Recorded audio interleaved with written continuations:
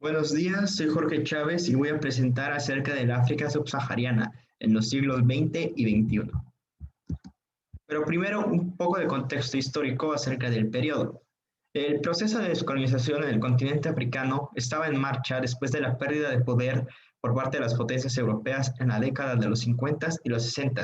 Esto se debido a la Segunda Guerra Mundial y a la devastación de Europa durante el conflicto.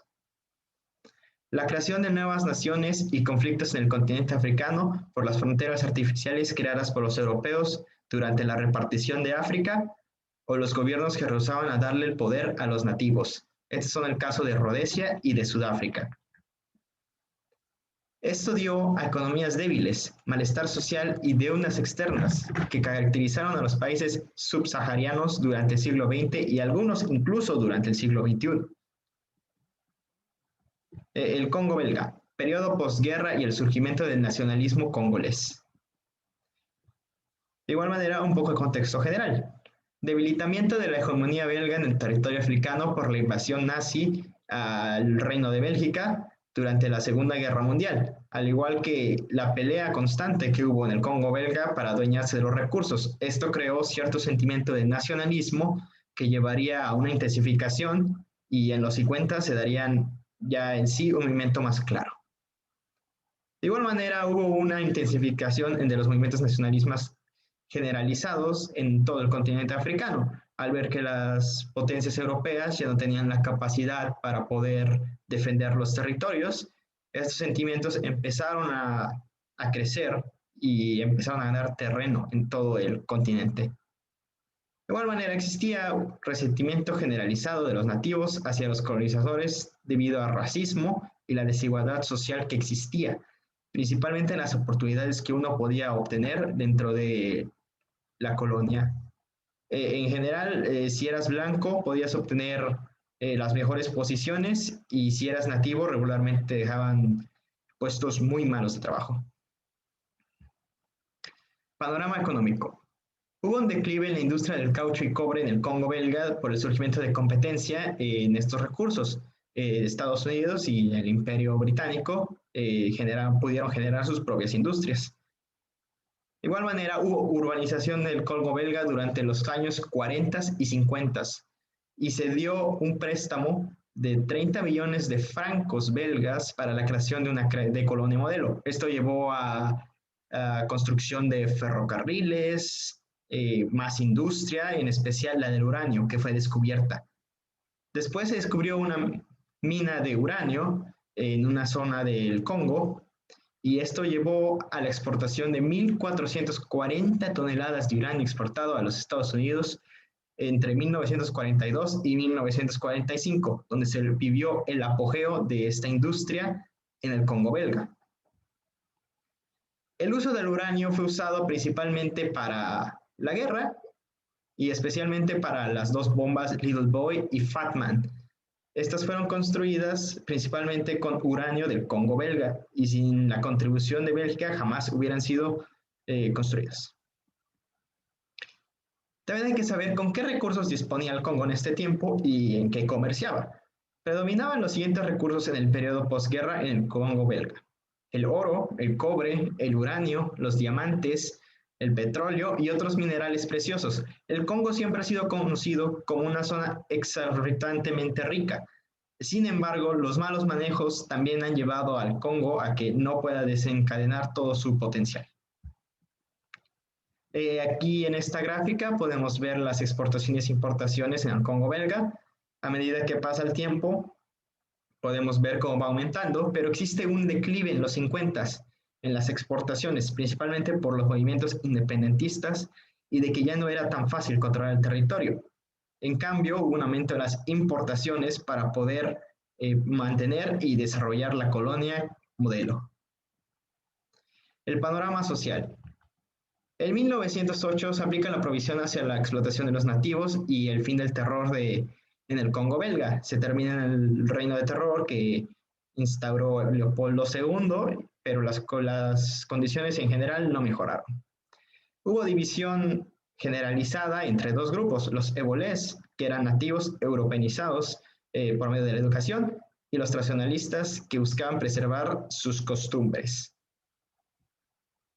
Naturalmente, los puestos eran dominados por una minoría blanca que acaparaba todos los cargos importantes de gobierno, militar y social en el territorio, que llevó a descontento social. Cabe destacar el caso de la Force Publique, que eran 17,000 miembros de raza negra y solo 43 de minoría blanca, y eran los que regularmente tenían puestos de altos mandos. Intensificación del nacionalismo congolés. A principios de la década de los 50 se creó el Movement Nacional Congolés, el MNC, que buscaba la independencia del Congo en un tiempo razonable. Este tiempo razonable regularmente era discutido en una década. El movimiento estuvo decidido entre los ebolés, liderados por Patrice Lumumba, y los radicales, que obtenían popularidad entre las masas por Kalongi y Eleo.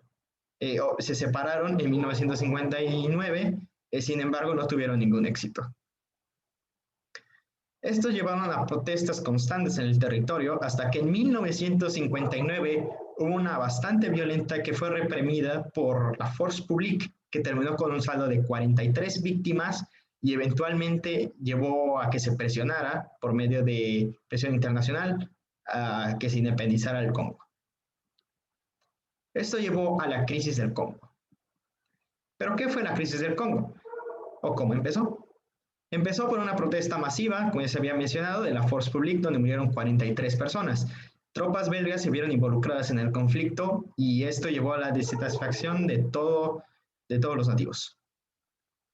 Las elecciones de 1960, en marzo, vieron como ganador a la MNC y a Patrice Lumumba y Kazou Boubou como primer ministro y presidente.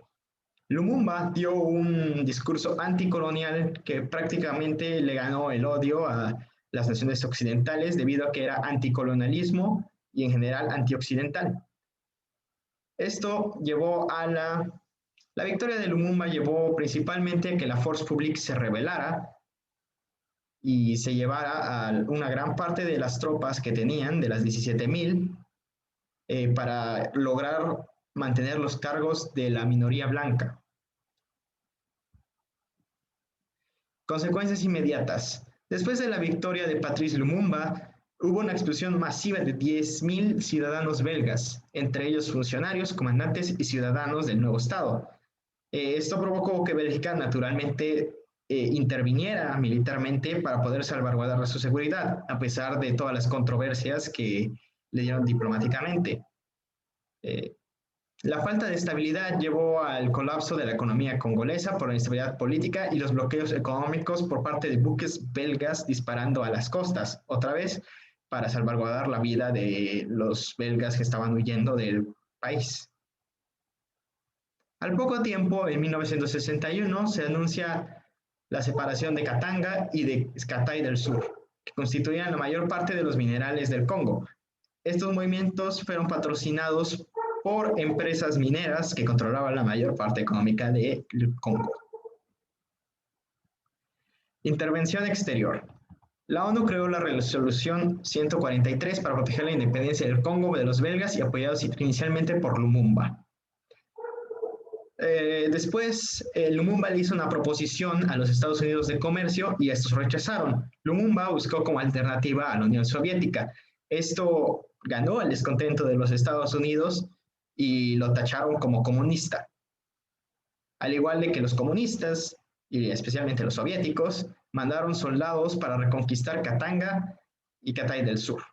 Esto terminó regularmente en masacres.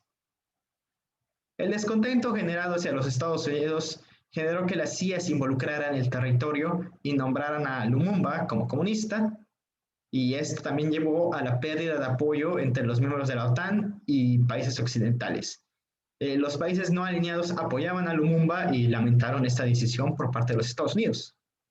Lumumba sufrió un golpe de Estado por parte de Kazou Boubou, que era el presidente de la nación, con un poco de apoyo de la CIA. Esto lo lleva a ser arrestado en 1960 y ejecutado en 1961 en Katanga después de ser torturado. La situación del Congo en 1961 era precaria y estaba prácticamente dividida en cuatro. En el gobierno de Kasavubu, con el apoyo de Mobutu como comandante, el gobierno de Gisenga contaba con el apoyo de 17.000 miembros de la Force Publique y también del apoyo de Bélgica, que colapsó en 1962. El estado de Katanga, que buscaba su independencia y apoyado por empresas privadas, fue derrotado por la ONU y el gobierno de Kasavubu en 1963. Y el territorio de Kasai del Sur, que no representó mayor resistencia y fue anexado en 1961 tras la llegada de 2.000 soldados de la Unión Soviética.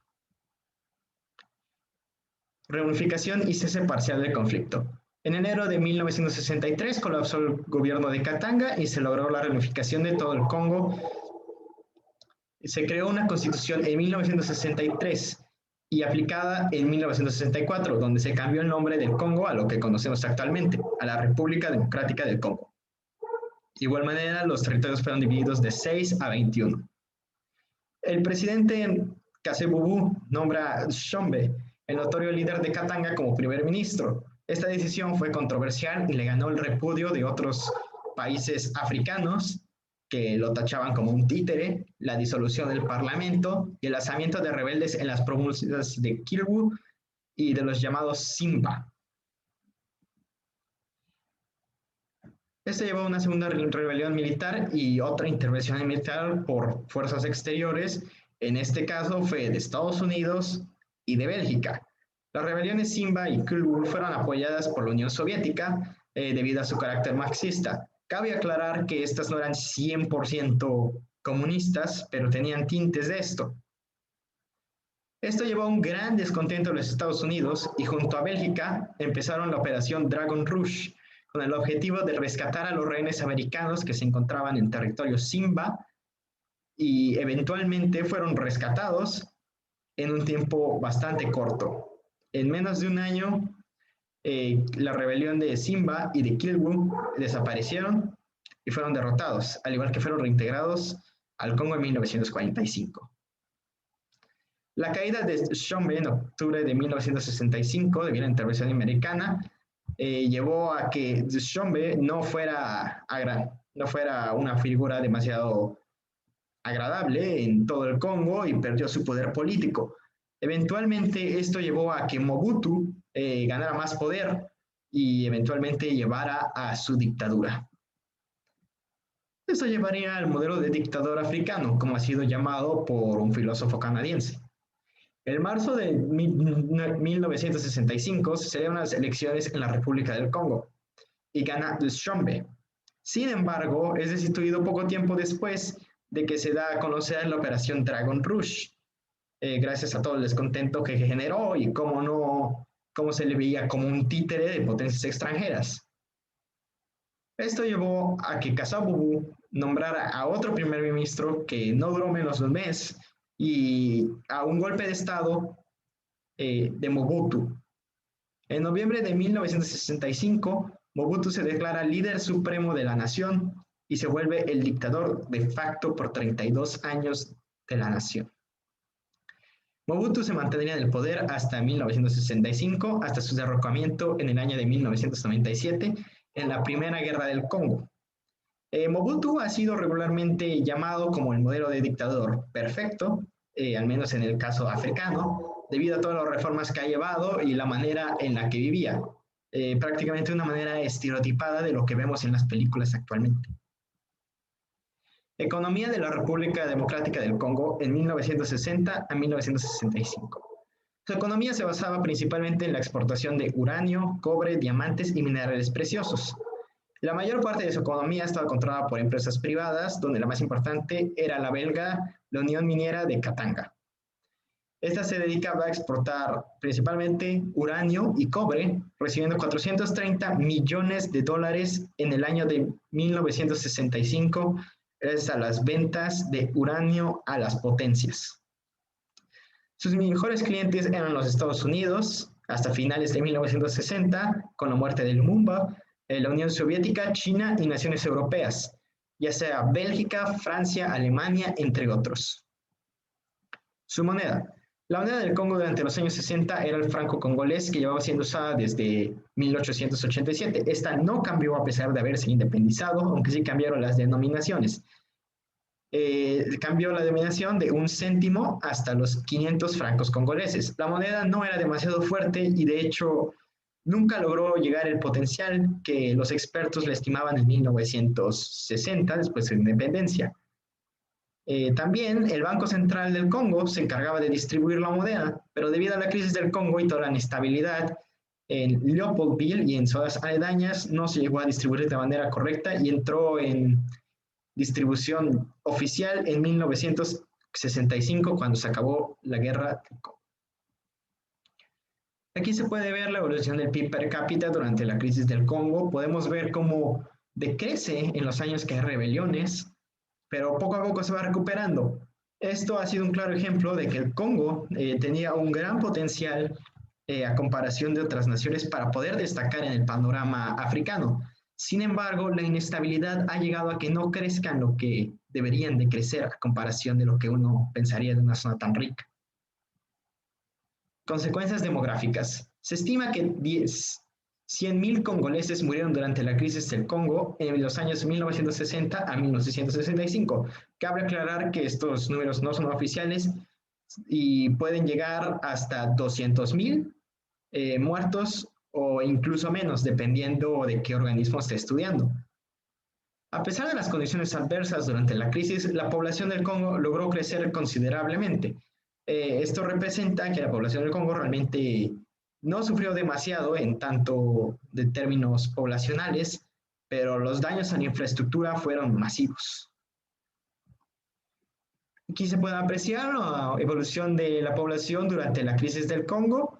Se divide entre mujeres y hombres, había más mujeres que en el Congo que hombres, y al final hubo un aumento de 2.500.000 durante ese plazo de 5 años. También hay que destacar la esperanza de vida. La esperanza de vida realmente no aumentó mucho y era relativamente muy baja en general, pero comparando los años como 1945, donde la esperanza de vida era de 35 años, la esperanza de vida eventualmente empezó a aumentar un poco, a pesar de la constante inestabilidad que había en la zona. Aquí se puede apreciar la evolución de los regímenes con Lumumba y con Kasai Bobu, y también con Mobutu, hasta 1970, cuando se forma el Estado de Zaire. Consecuencias políticas. Esto llevó a inestabilidad en todo el territorio, que llevó a la creación de Zaire, las guerras del Congo y la rebeldía en contra del gobierno congolés. La concentración del poder absoluto en Mobutu, que llevaría a una dictadura de más de 32 años. El acercamiento a la Unión Soviética y China gracias a la adaptación de ideas comunistas por el régimen Mobutu. Lo podemos ver en la bandera del fondo, que está usando un símbolo principalmente comunista. Y las políticas exteriores agresivas en contra de países coloniales que eventualmente llevarían a la Primera Guerra del Congo y a la destitución de Mobutu. Conclusiones. El Congo es una zona con amplios recursos, pero extremadamente inestable políticamente, económicamente y socialmente, por lo que le es difícil progresar. Los minerales preciosos son de las principales actividades económicas del Congo, solo siendo superados por la agricultura. En 2019 se ha considerado que el 57% de las exportaciones del Congo son productos agrícolas y el resto son productos minerales. La falta de estabilidad y un proceso debido de independencia puede terminar en tiranía, como pasó en el Congo durante los 60s. Y la economía del Congo permanecerá inestable hasta que se pueda superar los fantasmas del pasado y los conflictos regionales de la zona. Cabe aclarar que la guerra contra el Congo sigue en marcha y se pueden aún sentir la fraccionalización en la zona aún en 2020, a pesar de que ya ha pasado tiempo de la Segunda Guerra del Congo. Y bueno, esta ha sido toda mi presentación y espero que le haya gustado.